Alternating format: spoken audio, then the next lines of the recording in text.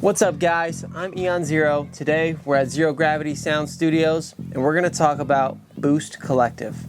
Now, I hear all the time that Boost Collective is a fake service, that they sell fake plays and that they sell fake promotion. As someone who's been scammed many times by music promotion services, and as someone that believes everyone should have access to marketing, I had to test this for myself. Let's dive into it. Now, guys, I have to be honest with you. They did pay me to review this, but it has zero to do with how I'm going to discuss this and the transparency I'm going to give you all. Now, if you can see here, they have promotion Spotify and direct to song, which I actually think is really useful. I love how they have my boy Matt Corman here and Kyle Beats. That's great. Now, Boost Collective, you can pick your campaign size. You can do playlists to Spotify or go direct to Spotify. The campaign that I ran with them was a Spotify playlist, and let's dive into those results. So as you can see, here's before and after the campaign, and I want to discuss this, right? So I purposefully chose a song that was not successful, and I don't mean that it's a bad song, because I do believe it's a good song, and that's something we're going to get into, but something that just wasn't getting a lot of plays, because I wanted to make sure when they started the promotion, I knew exactly what came from the promotion and not from other sources. So before, it looks like it was ranging from 25 to 35 plays a day. This is when they started the campaign. As you can see, it was getting 300 to 450 streams a day.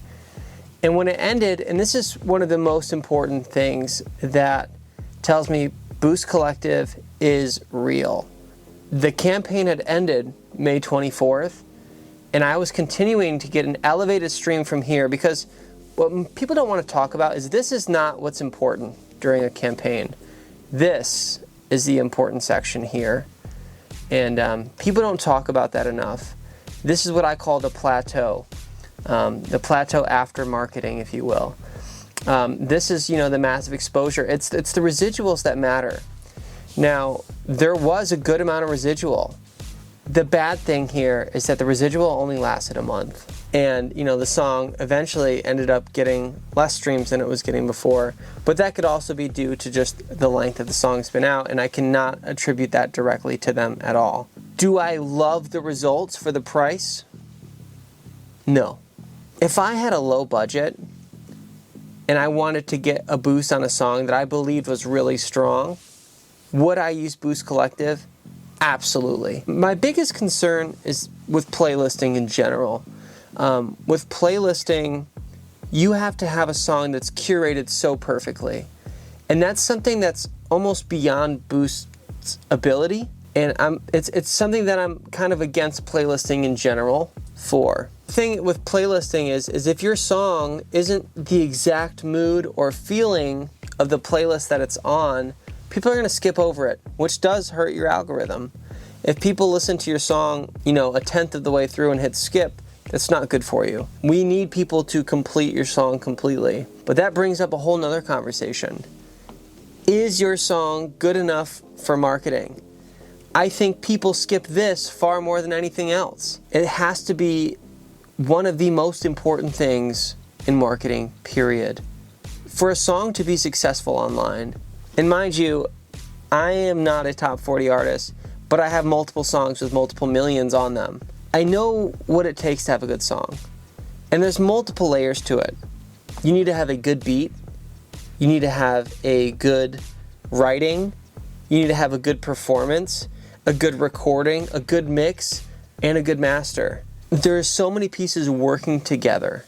But I also think that's why Boost is good. Because if you have a small budget and you want to test to see how the general public likes your song, this is a great way to do it. Running Instagram ads and Facebook ads, if you don't know exactly what you're doing, can be extremely cost ineffective. Will probably drive you crazier than you were before the marketing in the first place.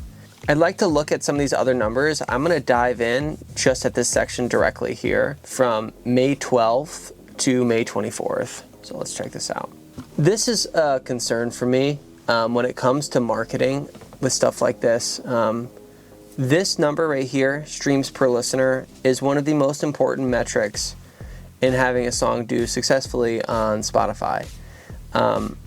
Now this number will always, almost always, drop significantly while doing marketing, because we're sharing the song to like more people. So, you know, but it's a really good indicator of if the marketing is being targeted greatly.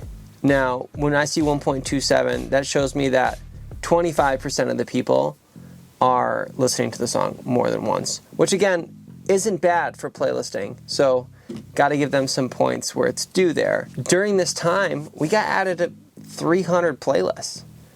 That's fantastic. I guarantee it was not all them. And there's a lot of people just enjoying the song and adding it to their own things. And 61 people saved it to their playlist.